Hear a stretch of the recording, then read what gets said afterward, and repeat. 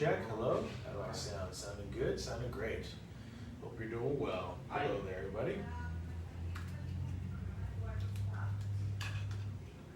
All right, here we go. Hello, everybody. Microphone check.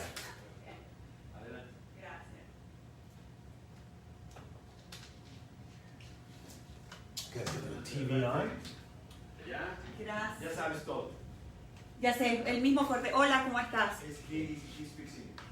Oh, pero the same call like Eduardo about the business. Yeah, Okay. exactly. Okie dokie. How are you? Carmen Montiel, nice to Carmen. meet you. Nice to meet you. Gusto, gusto. Which was just a crazy day because I went to bed like at 3 a.m. You're like the rest of America, I think, huh? Yeah, but what happened is we were going live. We were reporting. Oh, we you were were? Venezuela and we were live in YouTube. So Oh, don't worry. I'll get you set. it was crazy because people were like, we took breaks. We were like, ciao, we're taking a break right now. Yeah. So we did a 7-hour live show Wow. yesterday.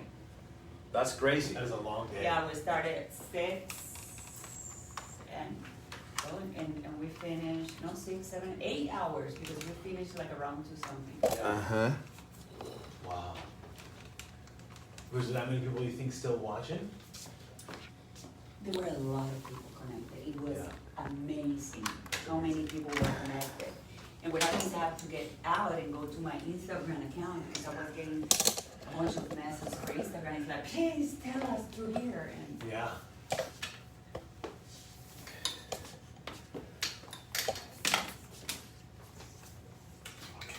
There we go. Yeah, just mix the cables, you know. Sí, No. consíguelo. Yo te voy a pasar el link No- y not entonces lo vamos sleeping is quitando. never a good Entonces a idea. las 6 de la tarde mías, There we go. que son las 5 tuyas, o a las 7 mías, que son porque ya voy a sacar el aviso, así que necesito No, que me digas la hora. tú dime. Para mí igual. Igual. Okay. 6 o 7. Jordi.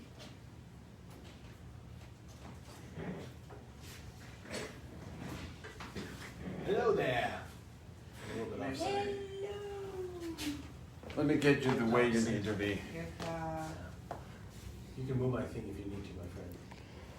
Actually, you look good, Sherman. Should I come down a little? No, I think. What do you do? Besides run this action on a weekly basis, Yeah. so I coach a team of financial advisors, and so we help people. You coach financial advisors? Mhm. Yeah, so my role is to be able to work with them and help them be able to reach more clients. So whether that's helping people protect their life or grow their money, that's what we do. Okay. And how about you? A woman of many hats. I'm a realtor, Okay. but I'm a journalist by trade. That's why Up to late. that's why I was up too late because I still engage with journalism, which you know, Yeah. and nowadays it's so easy because I just work with different journalists Okay, and we just connect through their YouTube channels gotcha. Okay. and then through my YouTube channel, my Instagram, all of that. Good morning. Good Are morning. you Carmen or Yes. you're Carmen? Okay. Carmen Montiel. Okay. You've got everything you need, Sherman?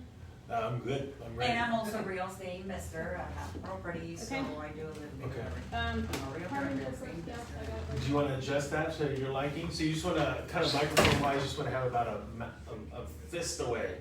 Okay. That. No. So you'll feel it tight. So if you need to move it, feel free to adjust it. So, When we go live, you'll see your video up there. okay. That's your camera. So what's my camera here? Mm-hmm. Okay, good. Turn this way. So we're here and we're programming what we're gonna do tonight. So yeah, so we'll just talk about kind of what you do, and you can just tell me your story. Okay. And whatever you don't fill in, I'll ask questions, and just kind of what you're excited about, how you're dealing with, COVID-19, and what that looks like from the different things that you're doing. Okay, Does that sound good? yeah. I'm glad COVID-19, I'm glad we're in Texas. The pros and cons. Yeah. So then, and then Jonathan will go about 10, 15 minutes, and then he'll kind of give me a hand sign of when to cut, and then we'll have a commercial. Good. Sound good? Perfect. All right. Good timing. Do you have a business card by chance, Carmen? Yes. You know, right If here. you can give me a couple. I'll give one to Jonathan, the producer, so that way when you speak, he'll put up some of your contact info. Here we go. Oh, I hate this, this is not the one that has the right, Does that not? but that email is okay. The email's good? Yeah, it's good, but. How's the phone number? It's not the one, the phone number is perfect, yeah. Per phone But number? it's not the one, it's not the email I'd rather use, but it still is okay. It still works, okay. Yeah. And then, You can give it to Jonathan? you just have one guest. People voted early. Mm-hmm. Most of the polls yesterday were very slow, because I Yeah. think people just voted early. Okay, let's do this. Okay, starting in 5, 4, 3, 2, 1.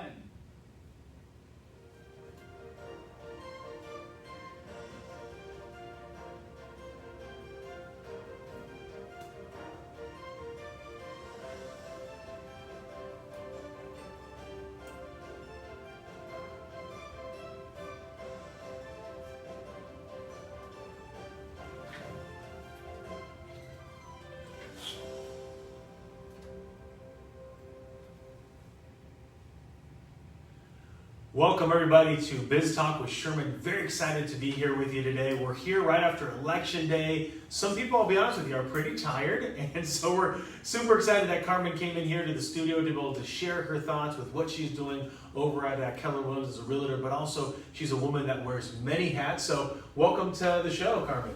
Well, thank you for having me. Yes, I think we're all, why didn't sleep well. Myself, I went to bed at 3 p.m. I'm a realtor, but I'm a journalist, so we were reporting especially to the Venezuelan and Latin community Okay. last night.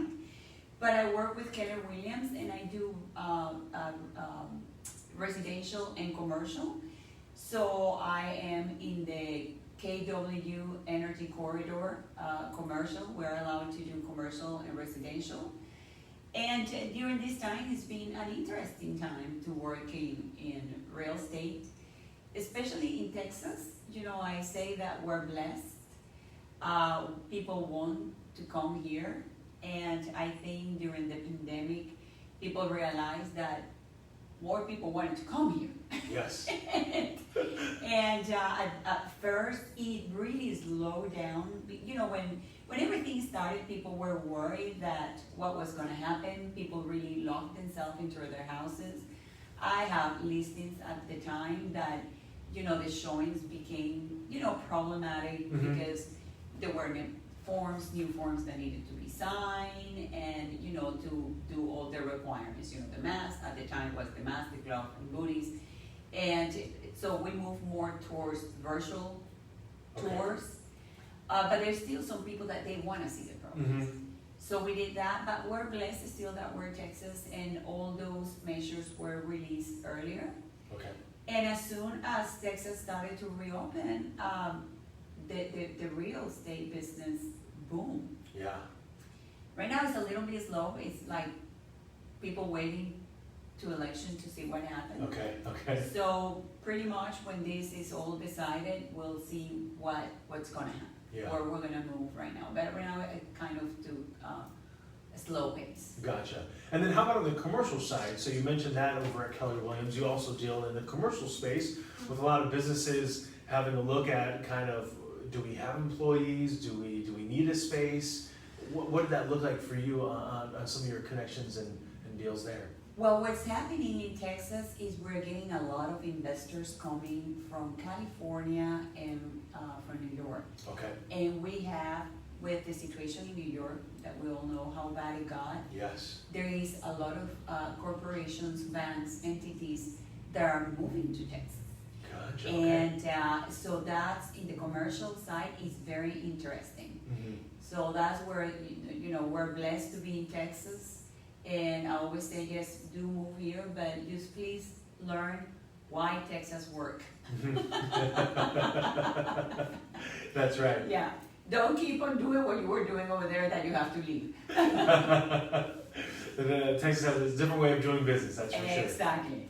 Now, so that's very exciting on the real estate side. Sounds like it was very busy, residential, a lot of, I don't want to call it international, basically transplants, people looking at moving. It's to not these areas. international, it's national. There is also international, but during the pandemic, the international is a little bit slow. Okay, We'll see what's gonna happen, especially after the elections.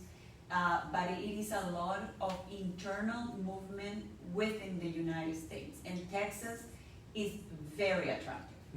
makes a lot of sense. No state tax, great place from a standpoint of amazing workforce, extremely diverse And we're population. affordable. And very affordable, very affordable. And we're affordable, yeah. Especially to places like California and New York. Compared to those states, we're affordable, that's great. Yeah.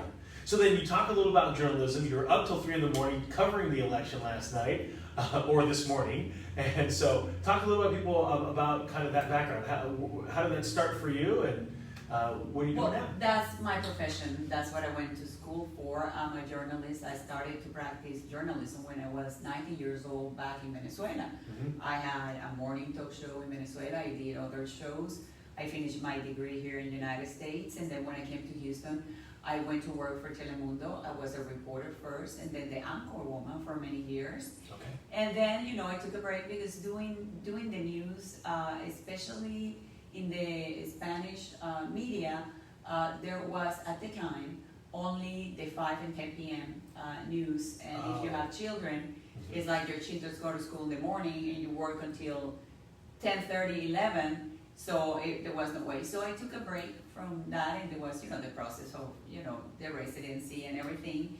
But I write, I still participate in, and nowadays with the facility that social media give us, with YouTube and Instagram and Facebook, it opens the possibility for me to keep on practicing journalism without having to work for anybody. It's Yes. just doing my own thing, and we collaborate with other journalists, and we just get together in each other programs. So it has become a very fun way to practice journalism, especially in a time when it's not as it used to be. It's not objective. So we are actually very objectives in our information that we give. Well, the nice thing too is that then, as you mentioned, the rigidness of the 5 p.m., the 10 p.m., now you have the ability to really work on your calendar to a certain extent, right? And I can do the 5 p.m. and 10 p.m. and from my house. So that doesn't interfere. I still have a 16-year-old at home. My girls are older. And so it's good that I can work from home nowadays with my own camera and everything, that I'm not outside of my house. And actually yesterday we did a marathon. It was 8 hours. Wow. So, That is a lot of reporting. yes. So we were getting in and out because we have many people participating. It was the only way to be able to do something like that. Yes. For 8 hours is to have different people, and people were getting in and out or entering as they could. And we have people in New York, we have people in Delaware, we have people in Washington, and we have people in Colombia. And there were 2 people from Houston, 1 in New York. We were all around. No, Yeah. actually, also another from Houston, Debbie De Souza, that she lives in the Woodlands. Okay. She also joined us. So it's quite interesting, yeah. And what was kind of the overall feeling? When you bring in other states, as they're viewing it, do they view it the same way that we do here in Texas as they look at the election? Well, what happened is we're following, at the same time that we're doing that, we're connected to all the sources. Yeah. And we were seeing a tendency that we said, okay, this is what's gonna happen, and suddenly that tendency stopped. They Yes. stopped counting. Uh-huh. And it's, when you've been in journalism, and we have done this for many years, Yes. we know the tendency doesn't stop and the tendency doesn't change. Yes. So, and that's what we were reporting. Because suddenly, not only they stop, they start saying that the tendency could change. Okay. And that doesn't make any sense. Yeah, that's interesting. So then, as reaching out to those various journalists, using your sources that you have, a lot of times now, if people want to follow you for your journalism expertise, how can they follow you? Well, they can follow me for journalism and for real estate because I do both. I post my things. They can follow me. Twitter is Carmen, at Carmen M.A. Okay, Montiel, which is my last name. And Instagram is Carmen Maria Montiel. And same thing in Facebook, I have it all. I'm active in social media, and my YouTube channel is Carmen Maria Today. okay, Carmen Maria today. Today, All right, yeah. wonderful. And then there is that was talking about kind of what's going on, the highlights of the news. Is that kind of what's on your YouTube Highlight channel? of the news. I also post, my listies, what we're doing, Oh, great. basically, highlights of the news. Especially this time, Mm-hmm. because it's an interesting time because of election, but most of the time I'm in real estate, and I just do a little. But we're gonna be doing a lot of that for the next few days. Yes. And so a lot of your connections back in Venezuela, what's their view on the politics and the atmosphere here in the United States? Well, I come from a country that was an incredible country with a stable democracy and very rich. Yes.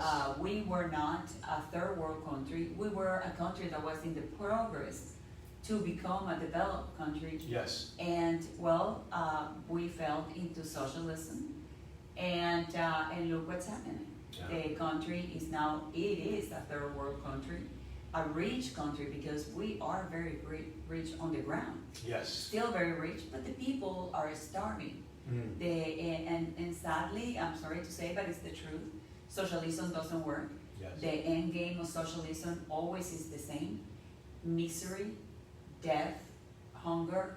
And so the view in Venezuela is very clear that they don't want that happening in the United States. Yes. And amazing enough, and I have to say, everybody in Venezuela is pulling for Trump. Oh, really?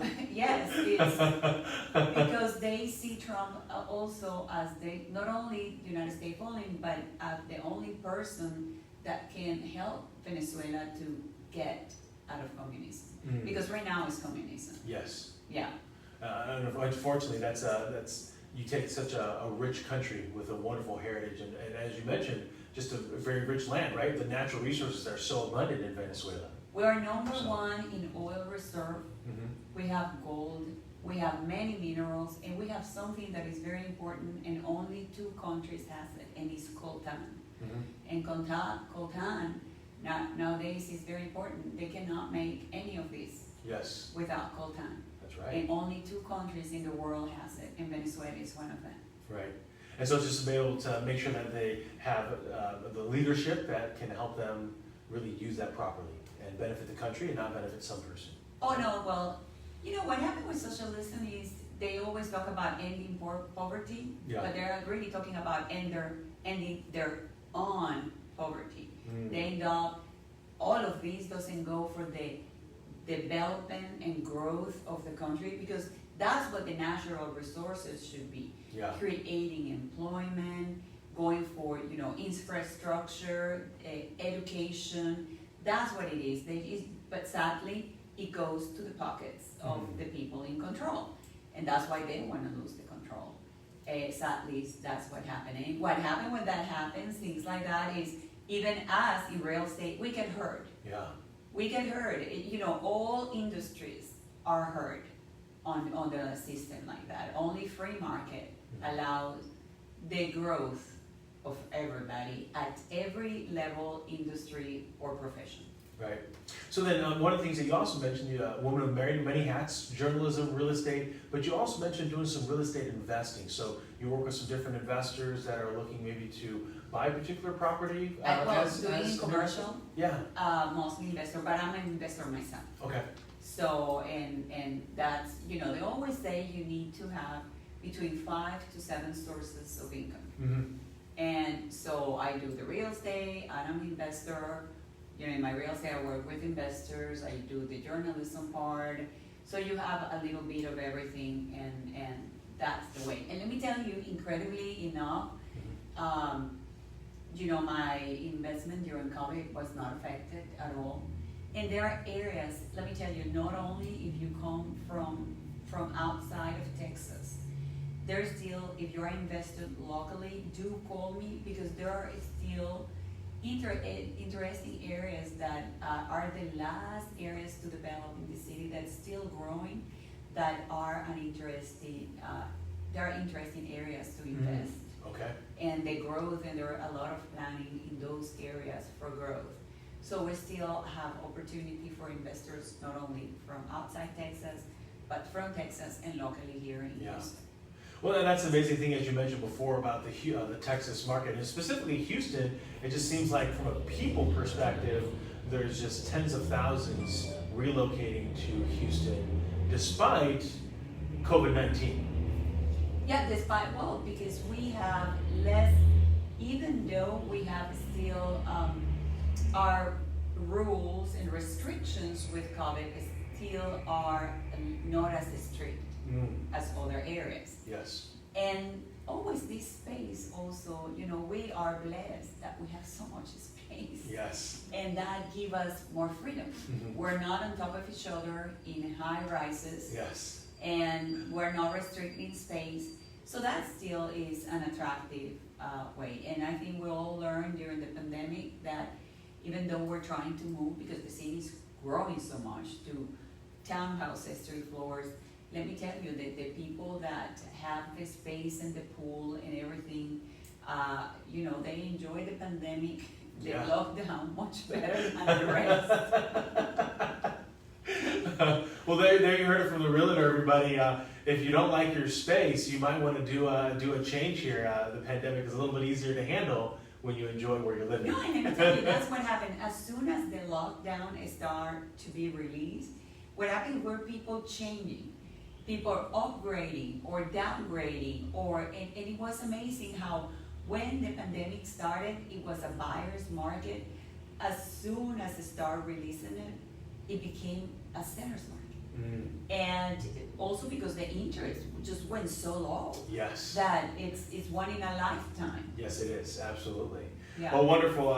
Carmen, thank you so much for coming on and sharing with us so much that you do. If people want to get in touch with you mentioned your YouTube channel, Carmen Maria Today, and then Facebook, Instagram, Twitter.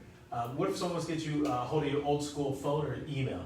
Well, the best way for business is do call me 832-540-4800. Call me, text me. I know nowadays people text more.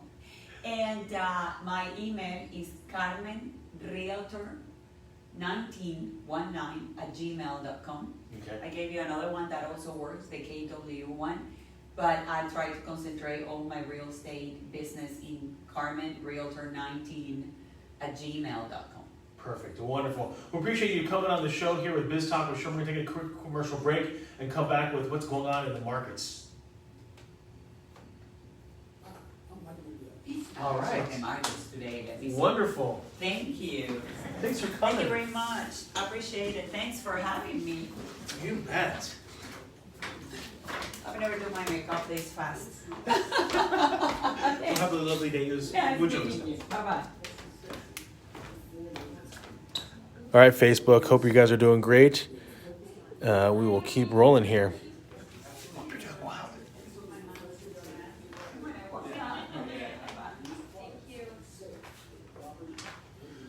All right, Jonathan, if you just want to bring up like Google Finance or Bloomberg or Yeah.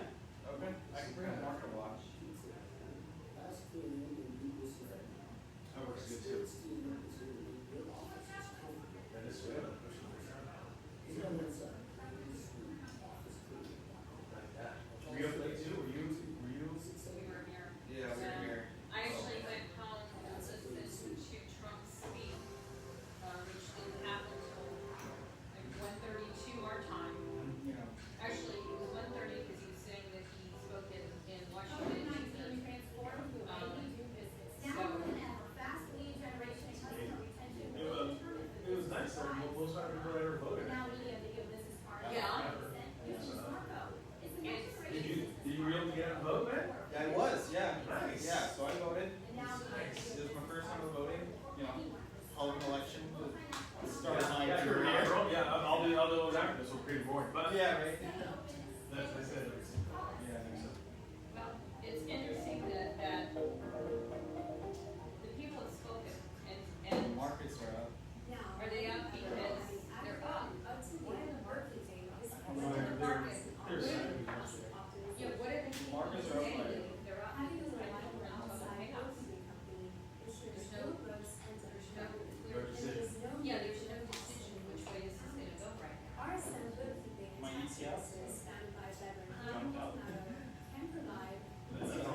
That's all I care about. When you look at yourself. Exactly. That's all my stocks. We were, Yeah, so. It jumped up. Yeah. I don't know why. I mean, everything was upside down, last night, he was watching the betting odds in Vegas, and we were watching them. Yeah. I mean, that was Vegas amazing. odds in an hour flipped completely. It was insane. So who they have favorite? Well, they have Trump there now. I don't know what it is. They Yeah, had Biden had him favorites. favored. They had 70-30, and then within an hour into the middle of the night, it flipped it, and it went Trump 70, Biden 30. Yeah. And then the Chinese We're going on. markets. Yeah, we're going on. So can you fill up an hour, Sherman? You bet I can. I know you're good, Sherman, but. 1 minute. Got a lot to talk about. Yeah. Month end. Yeah, yeah. Oh, it's.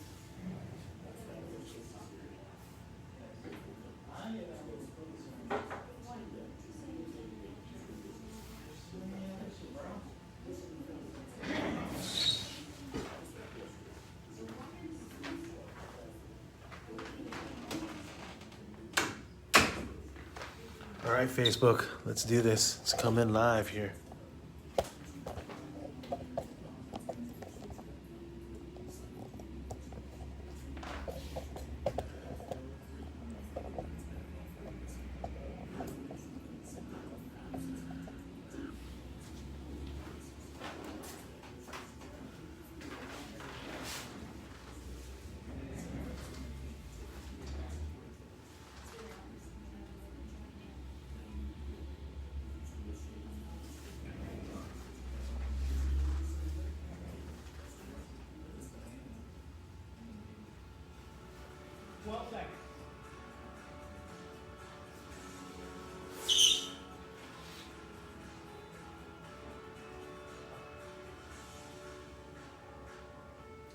Welcome back with Biz Talk with Sherman. I want to thank again Carmen Montiel for coming in on the show. Again, if you want to reach out to her, best email address is carmenrealtor19@gmail.com, or her phone number 832-540-4800.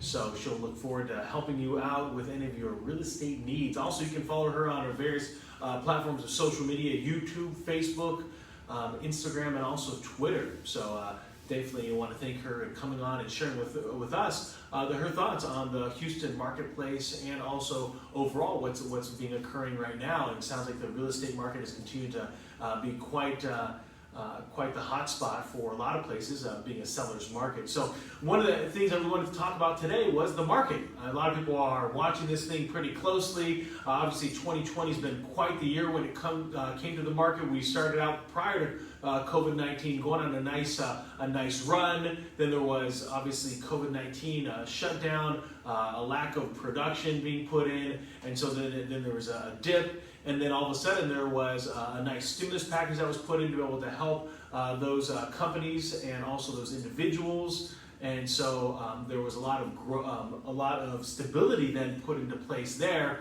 And then as we entered the second quarter, there was a downplay as yesterday during the election, right? We had election day here in the United States on November 3rd. So there's a lot of people that voted early. And at the end of the night, there was no true winner, right? As there was literally hundreds of thousands of uncounted ballots. So you can see right now here in the market, it's, let's see, what is it, 11:26 Central Standard Time, and we got the Dow Jones up 2.87%. We got the S&P 500 up 3.36%. The NASDAQ also up 4.36%, and oil making a little bit of an increase there, $1.19. So good to be able to see those positive indicators, and it looks like just based on there not being a decision with the current administration, there is then a little bit of this upswing. So it'll be really interesting to see how this continues to play out here in the month of November. And then as we kind of close out the fourth quarter, just seeing where a lot of businesses are going to end up. There's a lot of businesses right now in the oil and energy looking to merger, as there are some different deals to be done, whether that's companies going vertically, right, where you're going to the supplier side of things or going to the retail distribution side. There's a lot on the retail side that are looking at adjusting the way that they're doing business. I don't know if many of you saw that recently. Dunkin' Donuts and also Popeyes was recently bought by a private equity firm, and so that was a 11.3 or 11.8 billion dollar deal. So it was just based on the stock that it was trading at that time, the price that they were willing to give. And so that'll be really interesting as this huge restaurant conglomerate decides to put some investments in on being more mobile and being able to have more of a unique offering to their customers.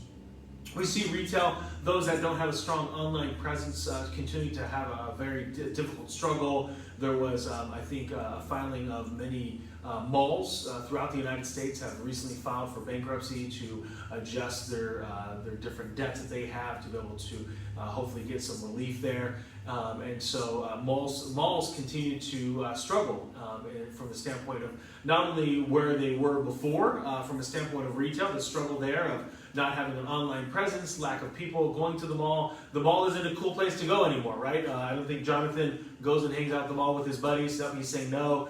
So that's a young man here. An old man here, I don't go to the malls either because a lot of times I can just buy that stuff online and make it a little bit more convenient and not have to take everybody out. Then you add on top of it, everybody, that we're in COVID-19 times, right?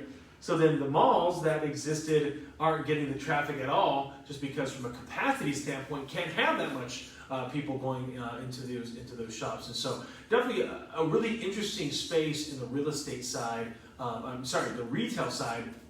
For those that are in the brick and mortar on what they're looking to do, I wouldn't say that you're going to get rid of one over the other. I don't think everybody's going to go all online, but I would say that there's going to be a lot more businesses that have a look at what they're going to be doing to their online presence.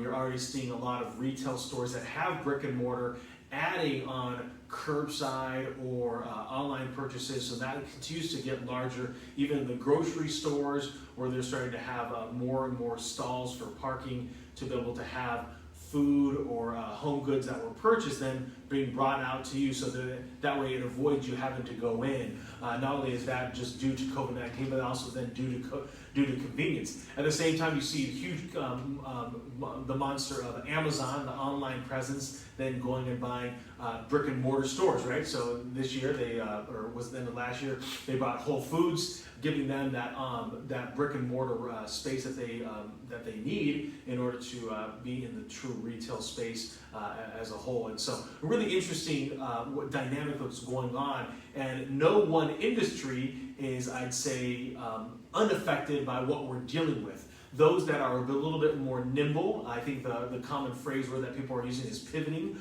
are finding a little bit better of an attraction and being able to continue to drive sales. Those that have a strong social media and digital presence, their website or other various avenues for them to be able to connect with their clients or prospective clients, are finding themselves much more relevant during this time. There's also some businesses that are continuing to pop up. Obviously, public health is getting a nice infusion that they so badly needed to be able to help during this time. But also, you have businesses like those that are doing temperatures through for the forehead. They're definitely getting a major lift and an increase that didn't really exist prior to this in a major way. Definitely the current consumer was more for those kinds of thermometers, was more for commercial side, the more the hospitals and the clinics. But now, obviously, coming to the actual resident. Heck, when I come into here to the new studio, there's a screen that takes my temperature just from almost like an iPad version, and so definitely seeing some different movements here when we look at the overall economy. From a total production standpoint, that is a major concern. As we look at travel throughout various parts of the world, we're having a third spike happen. So in England, in the UK, they have basically another version of a lockdown there on a variety of different businesses for the next 4 weeks as they're experiencing a peak. You have different parts of the United States. We had an all-time high of positive cases last week. I think it peaked up at 86,000 or 87,000 positive cases throughout the United States. And major concern as we're heading into the influenza season, just in dealing with a lot of those different symptoms, and obviously then, of course, the hospitals and clinics. Now, one of the things as you think about this is that is the problem. So right now, there's a multitude of pharmaceutical companies, public health administrators, hospitals, clinics, pouring in resources, human capital to find the solution. And so that's a positive thing that you definitely want to be seeing in a situation like this, where you want to be able to make sure that you're as a business doing the best that you can to be able to keep your employees safe, but at the same time, you as an individual are doing all that you can to keep yourself safe, and know that there's experts and professionals figuring a way to find a solution to what we're dealing with. And so you see that throughout, right now as we kind of hit this third wave of sorts, that travel's being pulled back, not only on the personal side, but also on the business side. At the same time, people are starting to book things out into 2021 in hopes that there is a relief in the future. Cruise liners have gotten the A-OK to be able to start business again. Definitely the capacity at which they're going to be full is going to be very different. At the same time, where they're going to be the different ports they'll be stopping into will probably have some different restrictions, especially those that go into international waters and to some various countries. And so it's a really unique space to be in. So what I'd say for everybody that's listening to this, if you're an employee, make sure that you're doing all that you can to strive to improve where you're currently at. And of course, invest in yourself. Whether that's going online, whether that's being able to improve your skill set, make sure that you're doing all that you can to improve on you. For those businesses, there's a multitude of different things that you can be doing to be able to really drive your success. But we're going to take a quick commercial break. We'll come back with that and talk about what you as a business should be doing, especially during this time in 2020.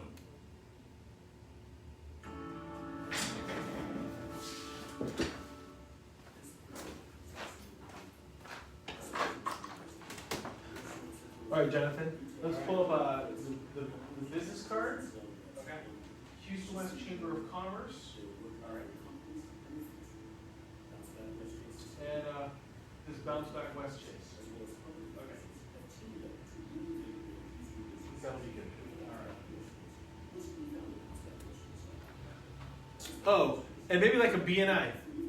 I'll talk about BNI. Okay.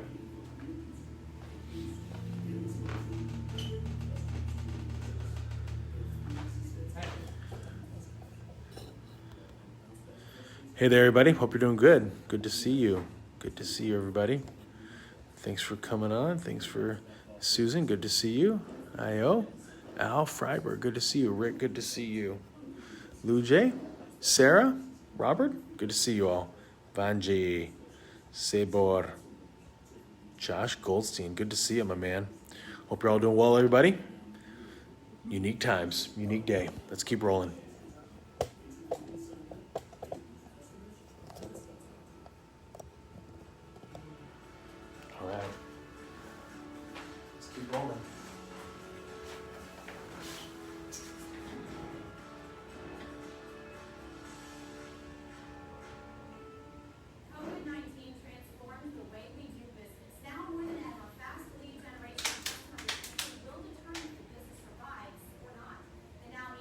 Business cards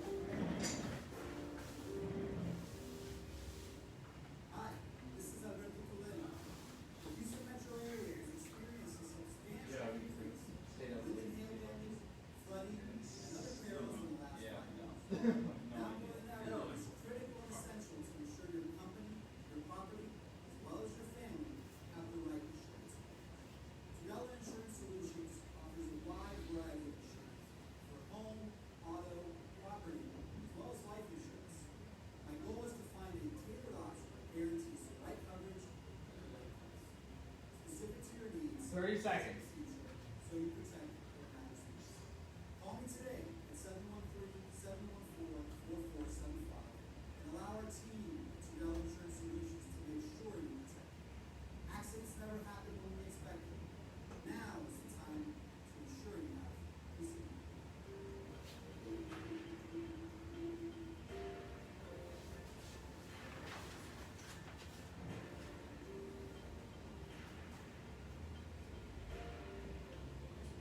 Welcome back with Biz Talk with Sherman. I want to jump right into what business owners can have a look at doing right now to make sure that they have a prosperous end of 2020 and beginning into 2021. So one of the things that I think business owners have a struggle with is they still view their life somewhat like an employee, thinking that there's a deadline ahead and that once the deadline's met, then they can kind of coast. Look, you're in business.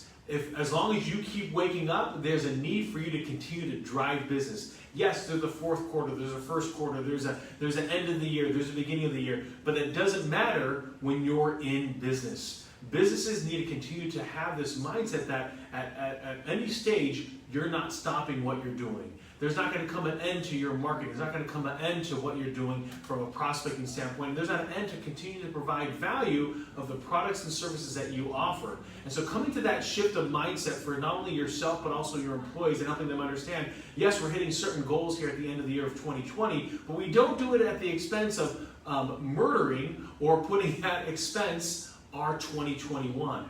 And so as you look at what you're doing, I think for a lot of people, they need to be able to identify where is their time best spent. So if you're a product or your service, who ultimately is the best consumer of that? And so depending on where you live, you need to be able to adjust that geography. If let's say you're in the West Houston area. And so one of the cool things is, I saw that commercial over the break, Jonathan, there was bouncebackwestchase.com. It's a free website that you can go and you can list your business. You can promote a specific discount that you might have. And then also it's being utilized by our local politicians that are encouraging their constituents, the population, to then go and visit these local businesses.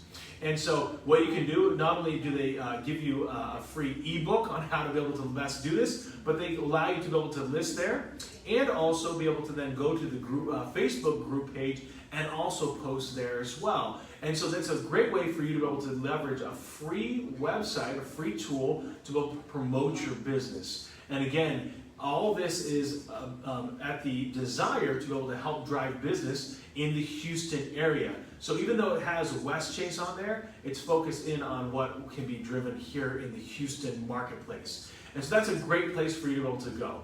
The next thing is, I think for a lot of people, when it comes to their network, they constantly are telling me, you know what, I need to meet more and more people. I'd say, hold on a second.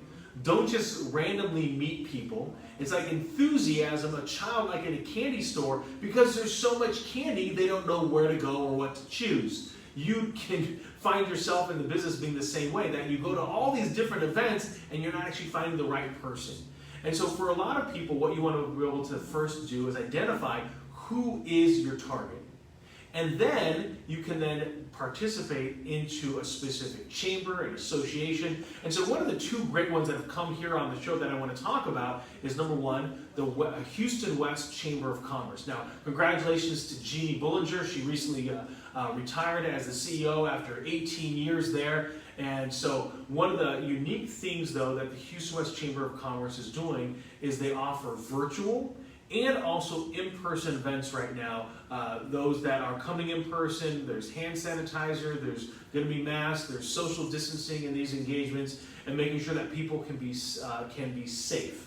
At the same time, for those that don't feel comfortable yet going face-to-face, a lot of the events are still being done virtual. I know today, if you go to the events, if you want to learn more about the Houston West Chamber of Commerce, they have an orientation today.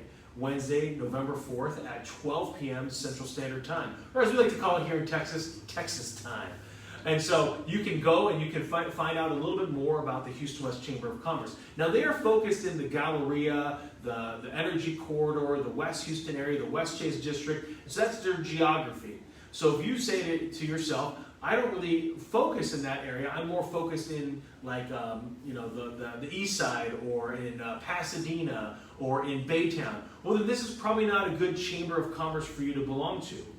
And so think about that for yourself and your business. Is that a place that you want to grow and develop? Is that where you want clients? And if the answer to that is no, then find somewhere else. There's a great, the Greater Heights Chamber of Commerce, the Greater Houston Partnership, the Lake, Clear Lake has a great Chamber of Commerce, and so does Sugarland and Katy. These are very active organizations that are in business to help promote other businesses. And I would say at this particular time, the best thing to do is go in and meet these individuals. The next thing that I brought up was Business and Networking International. They came on before, and we've actually had other guests talk about just the value of Business Networking International. It's one of the strongest organizations that not only do they promote networking, but they also then keep track. So they're focused on helping you as a business actually get business. That they actually monitor those leads. They encourage you to have one-on-one conversations.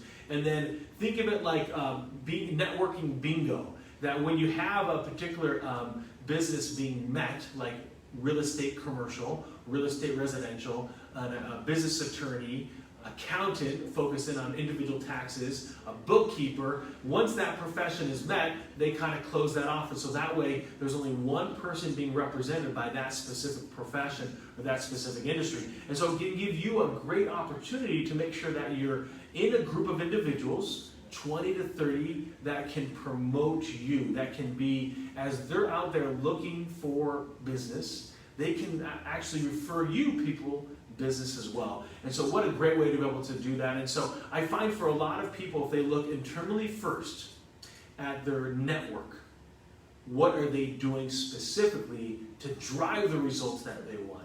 And that's one of the biggest struggles that they have right now. Businesses, they think they need more, and in reality, they need to look internally and say, all the different marketing that we're doing, is that the right place to be?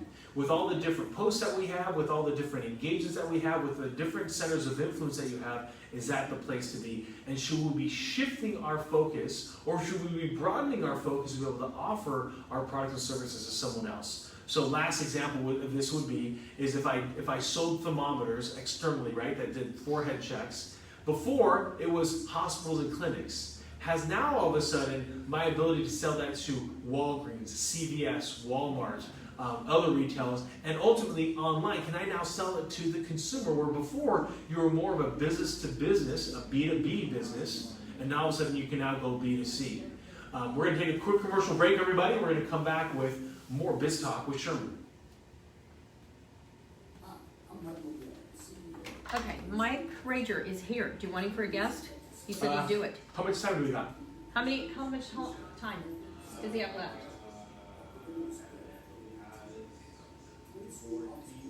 14 minutes. Sure. If he wants to come on, let's have him bring on. I mean, that gives you the filler. Mike, you're up. I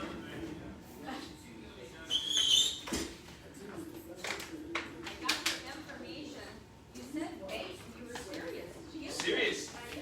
Yeah, dude. What's up? How are you? I got shorts back on, buddy. You do. I you know. Got rid of the pants. You got rid of the pants? Just decided to keep them where they need to be. The back of the closet. Oh boy.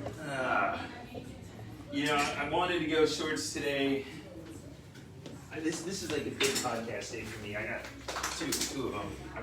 I don't know if he's telling my coach put a challenge me to 100 podcasts No. at the end of the year, probably between now and the end of the year. Nice, buddy. But You better hustle. It's a marketing scheme. It's to go market and recruit people to come work for me. Yeah. It's not. I got one guy I did yesterday, and I've seen him in like 6-7 years. It was always Bob and Nancy. So at the end, I'm like, man, how's Nancy doing? She divorced me. And then he got really pissed overnight. You know, you didn't tell me this was gonna be on Facebook Live. And I go, well, yeah, I did. And you watched me hook it up to Facebook Live. Yeah. Well, I think you need to take it down. And I'm like, talk about that? I don't know. I mean, that was bothered by? I guess. It's life, man. He's just being a wuss. It's life, dude. Yeah. What do you want to rap about? What is your topic about next? We're talking about innovation. Innovation. How you can innovate existing products and create brand new products, conquer a whole new market. Yeah, it sounds like what buffets do. So we're good. We got around we're gonna have around 13 to 12 minutes. Okay. We can bullshit to that amount. But then we can.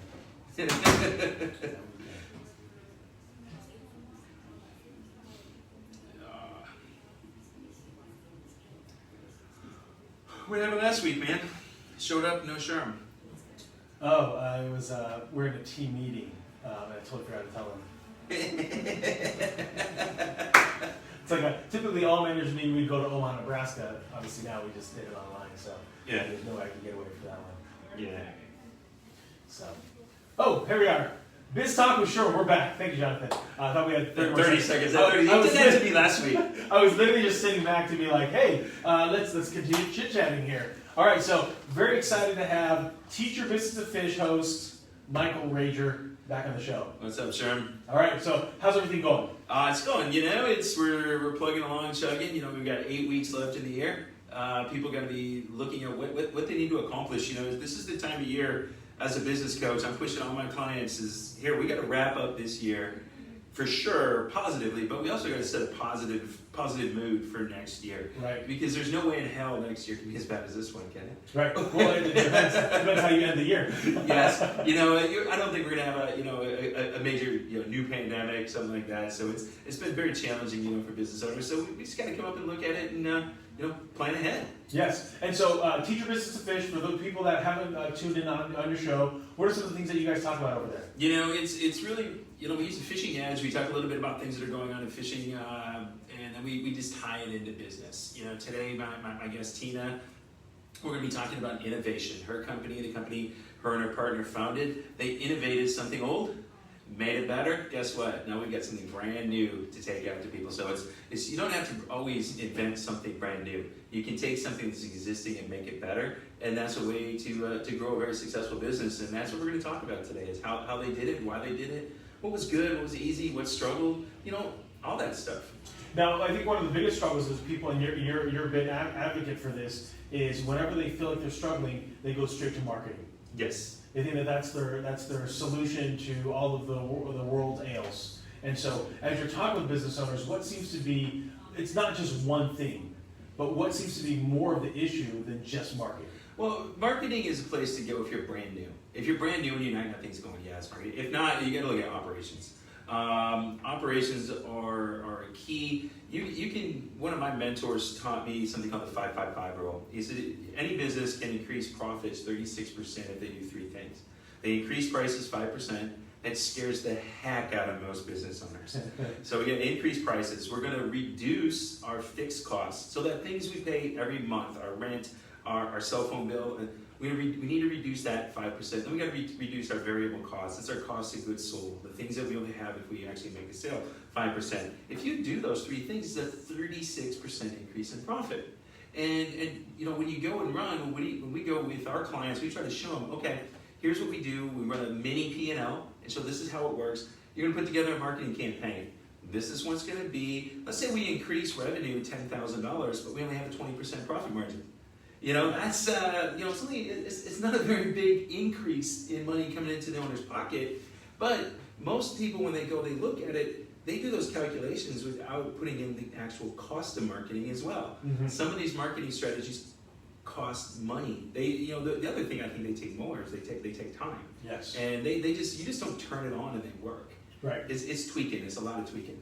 Yeah, I think so. That's the struggles. They bring on one young person that's very, very active on social. At least they're usually the youngest kid in the room, right? Mm-hmm. That understands Instagram or Twitter, right? Has a personal account, and then they set the different accounts, and then they think that all of a sudden just because we put a couple posts out, the sales are going to start flying through the door. It doesn't happen now. It doesn't. You're a big advocate of LinkedIn. And you know that it takes a long time to generate trust on LinkedIn and to get liked and to get those people to actually sit down and talk to you. It's not an easy turnaround.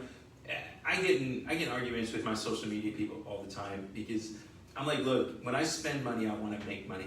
Yes. And that's what it's about. I want ROI. And 90% of them, they finally come out and they tell you the truth that from most social media campaigns, you're not going to make money. Right.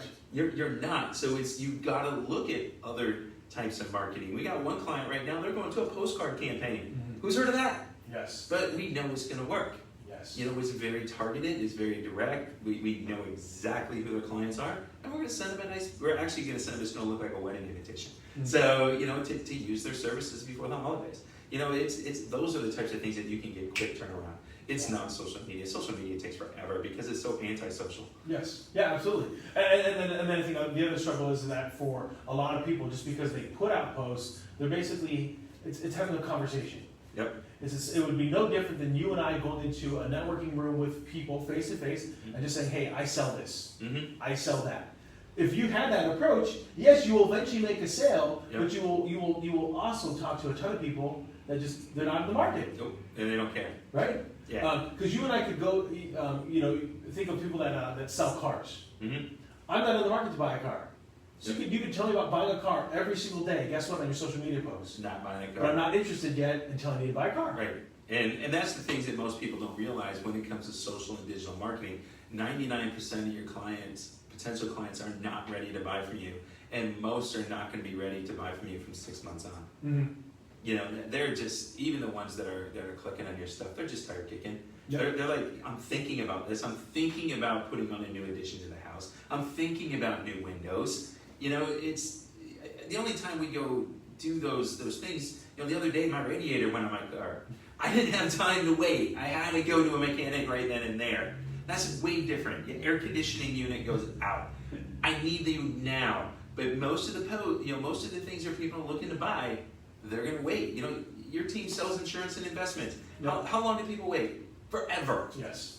Forever. As long as they can. As long as they possibly can. You know, it's the thing is, you know, I sold life insurance for a while, and it's like, hey, look, if I could tell you when you're going to die, I would love to get there 2 months before, sell you a policy, and pay your family $1 million. Yes. That's not going to happen. Right. You know? That's a unique role. So one of the unique things, both you and I are in the business. We're actually looking to expand our teams. Yep. We're actually hiring. Yep. And so, what are you seeing out there in the marketplace from a recruiting perspective?